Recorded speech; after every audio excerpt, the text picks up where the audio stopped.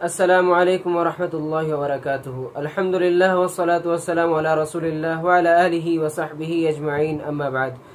ناظرین کرام، ہم جانتے ہیں کہ شیعہ جو کہ عام طور سے اہل بیت کے نام پر مسلمانوں میں سیاست کرتے ہیں، ان میں سے عام لوگ، عوام، نوجوان جو مخلص بھی ہوتے ہیں واقعی میں اہل بیت سے محبت رکھتے ہیں، لیکن ان کے ہاں غلو پایا جاتا ہے کیونکہ اسی بنیاد پر ان کی تعلیم ہوتی ہے اور اسی بنیاد پر ان کو سمجھایا جاتا ہے۔ لیکن ان کی شروعات اور ان کے جو جانکار ہیں، ان کے علماء ہیں، وہ عام طور سے اہل بیت کے نام پر سیاست کرتے ہیں مسلمانوں میں۔ یہاں میں ایک حدیث کے بارے میں بات کرنا چاہوں گا جو کہ بہت عام ہو رہی ہے، کچھ لوگ اس کو بہت زیادہ پھیلا رہے ہیں اور خاص طور سے شیعہ اس کو بہت زیادہ عام کر رہے ہیں، حالانکہ وہ بہت سخت ضعیف حدیث ہے۔ وہ حدیث آپ ان صاحب کی زبانی سن لیجیے۔ انس بن مالک کہتے ہیں کہ رسول اللہ صلی اللہ علیہ وآلہ وسلم کے پاس ایک بھنا ہوا پرندہ کسی نے گفٹ بھیجا، تو حضور علیہ السلام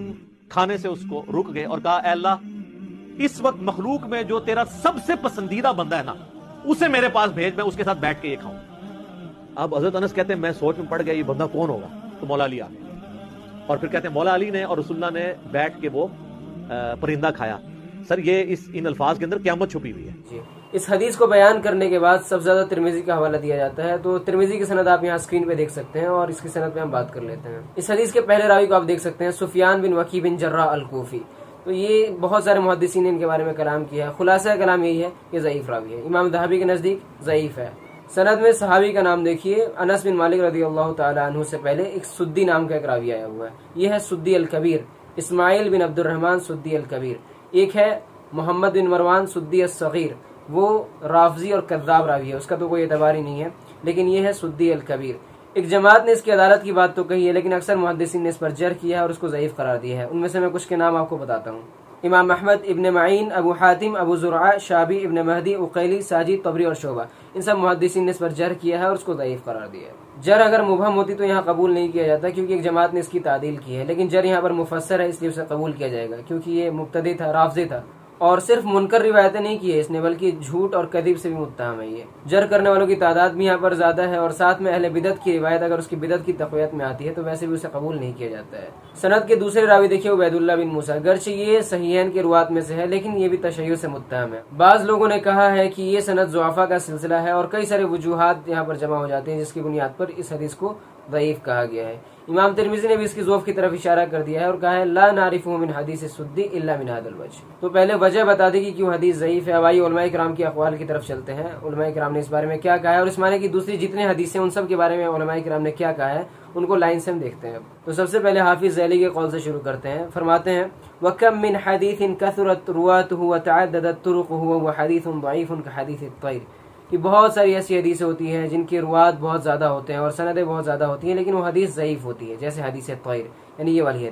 حدیث طیر اس حدیث کو کہا جاتا ہے۔ خلیلی رحمہ اللہ اس حدیث کے بارے میں فرماتے ہیں وَمَا رَوَى فِي حَدِيثِ الطَّيْرِ ثِقَةٌ رَوَاهُ الضُّعَفَاءُ، کہ حدیث طیر کو ثقہ نے لوگوں نے روایت نہیں کیا ہے بلکہ ضعفاء نے روایت کیا ہے، ضعیف راویوں نے روایت کیا ہے۔ اس کے بعد انہوں نے کچھ ضعیف روات کے نام بھی گنائے ہیں۔ حافظ ابن کثیر رحمہ اللہ اس حدیث کی سندوں کو نقل کرنے کے بعد دیکھیے کیا کہتے ہیں فَهَذِهِ طُرُقٌ مُتَعَدِّدَةٌ عَنْ أَنَسِ بْنِ مَالِكٍ رضی اللہ عنہ كُلٌّ مِنْهَا فِيهِ ضَعْفٌ وَمَقَالٌ، کہتے ہیں کہ یہ انس ابن مالک رضی اللہ تعالیٰ عنہ سے اس کی بہت ساری سندیں آئی ہوئی ہیں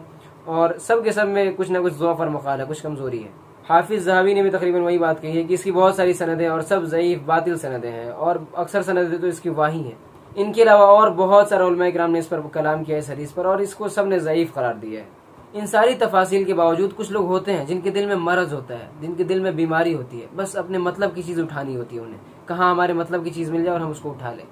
اسی معنی کی ایک روایت امام حاکم رحمہ اللہ اپنی کتاب المستدرک علی الصحیحین کے اندر لاتے ہیں اور اس کے بعد کہتے ہیں ھذا حدیث صحیح علی شرط الشیخین، حالانکہ انہیں پتہ ہے کہ امام حاکم احادیث پر حکم لگانے میں متساہل ہے، اور امام ذہبی نے تو آگے اس کا جواب میں یہ بھی کہہ دیا ہے کہ ایک بھی سند تو صحیح نہیں ہے اس کی، اور کہتے ہیں امام ذہبی واللہ ما صح من ذلک شیء، کہ اللہ کی قسم ان میں سے ایک بھی صحیح نہیں ہے، لیکن ان ساری تفاصیل کو ایک طرف رکھ کر کے بس ایک بات اپنے مطلب کی مل گئی اس کو اٹھا لیں گے کہ امام حاکم نے ایسا کہہ دیا ہے، اور ایسے متاخرین میں سے حافظ زبیر علی زئی کے قول کو اٹھا لیں گے۔ باقی جتنے جمہور نے، متقدمین اور متاخرین میں سے جمہور ائمہ نے اس کی صراحت کر دی کہ حدیث ضعیف ہے، وجہ بھی بتا دی، ان سب کو چھوڑ دیں گے، بس اپنے مطلب کی بات مل گئی اس کو لے لیں گے۔ علامہ البانی رحمہ اللہ نے بھی اس حدیث کو ضعیف ہی کہا ہے، اور میں نے اپنے بعض اساتذہ کو یہ کہتے ہوئے سنا ہے کہ علامہ البانی اگر کسی حدیث کو صحیح کہتے ہیں تو کبھی ایسا ہو سکتا ہے، ممکن ہے کہ وہ حدیث ضعیف ہو سکتی ہے، لیکن اگر علامہ البانی کسی حدیث کو ضعیف کہہ دیں تو پھر بہت مشکل ہے کہ حدیث صحیح ہو سکتی ہے۔ اور اسی طرح سے پاکستان کے ایک عالم دین غلام مصطفیٰ ظہیر امن پوری حفظہ اللہ و تولی، انہوں نے اس سلسلے میں ایک تحریر لکھی ہے اور اس میں انہوں نے علماء و محدثین کے اقوال نقل کر دیے ہیں اس حدیث کی ساری سندوں کو نقل کرنے کے بعد۔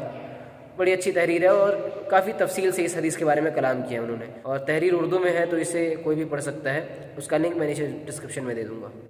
بہرحال اہل احوا کو چھوڑ دیجئے، یہ بس اپنے مطلب کی چیزیں ڈھونڈتے ہیں۔ حدیث ضعیف ہی نہیں بلکہ سخت ضعیف ہے، حدیث کی تمام سندیں کمزور ہیں، تمام سندوں میں ضعف ہے، اور حدیث کے متن میں بھی اضطراب پایا جاتا ہے۔ پہلا اختلاف تو یہ ہے کہ وہ پرندہ کون سا تھا، الگ الگ روایتوں میں الگ الگ پرندے کا نام ذکر ہے۔ دوسرا اختلاف پرندے کی تعداد کے سلسلے میں ہے۔ تیسرا اختلاف یہ ہے کہ وہ پرندہ ہدیہ کس نے کیا تھا، بعض روایتوں میں ہے کہ ام ایمن رضی اللہ تعالیٰ عنہ نے ہدیہ کیا تھا وہ پرندہ، اور بعض میں ہے کہ کسی انصاریہ صحابی نے ہدیہ کیا تھا، حالانکہ ام ایمن انصاریہ صحابی نہیں تھی۔ تو یہ تیسرا اختلاف ہے صاحب۔ اس کے علاوہ بعض علماء نے اس بات کی طرف اشارہ کیا ہے کہ حدیث کے متن پہ غور کیجیے، اسی سے آپ کو پتہ چل جائے گا کہ حدیث ضعیف ہے۔ پرندے کا گوشت کھانا، پرندے کا گوشت کھانا کوئی بہت بڑی نیکی کا کام تو ہے نہیں کہ نبی صلی اللہ علیہ وسلم دعا کرے کہ اللہ کے نزدیک جو سب سے نیک بندہ ہو وہ آ کر پرندے کا گوشت کھائے۔ کھانا پینا ایک مباح اور مشروع چیز ہے جو نیک لوگ بھی کھاتے ہیں، فاجر و فاسق لوگ بھی کھاتے ہیں۔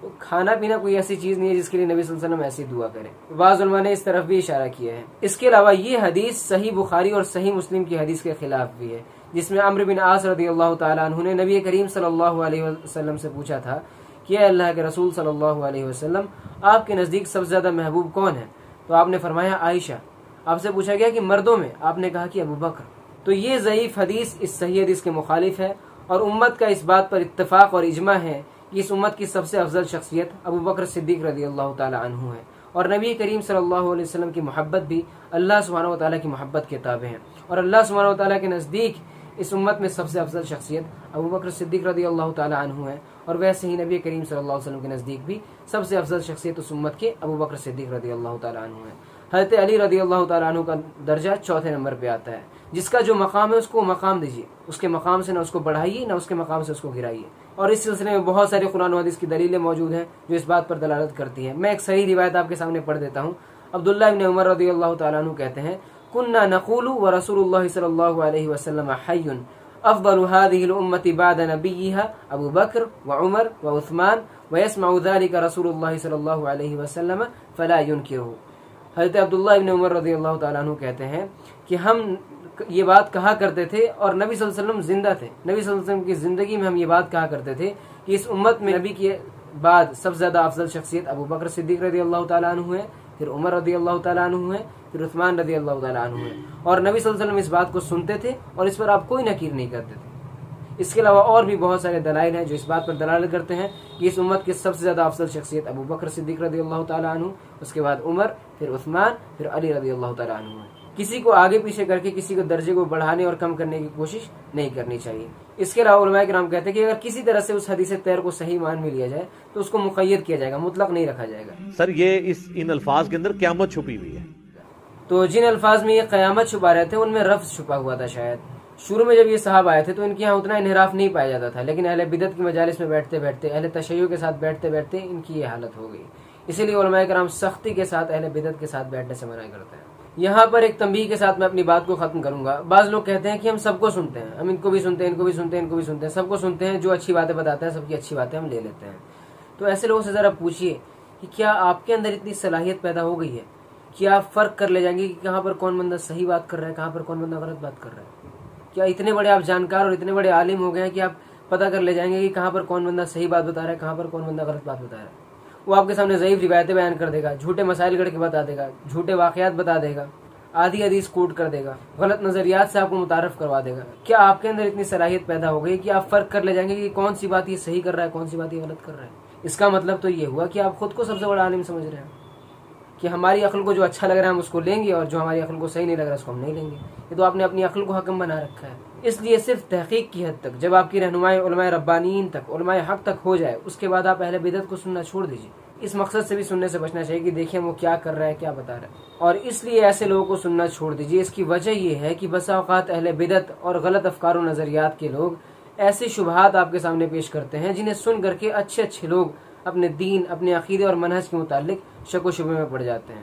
اور یاد رکھیے گا کہ شبہات کا فتنہ شہوات کے فتنے سے زیادہ خطرناک ہوتا ہے، اس لیے اپنے دین اور عقیدے اور منہج کے متعلق کوئی بھی شبہ آپ کے ذہن میں آئے تو فوراً معتبر علماء کرام سے مل کر کے ان شبہات کے بارے میں سوال کر کے ان کو اپنے ذہن سے نکال دیجیے، ان کو دور کیجیے۔ اللہ تعالیٰ سے دعا ہے کہ اللہ تعالیٰ ہم سب کو صحیح سمجھ عطا فرمائے، آمین۔ وآخر دعوانا الحمدللہ رب العالمین، والسلام علیکم ورحمۃ اللہ وبرکاتہ۔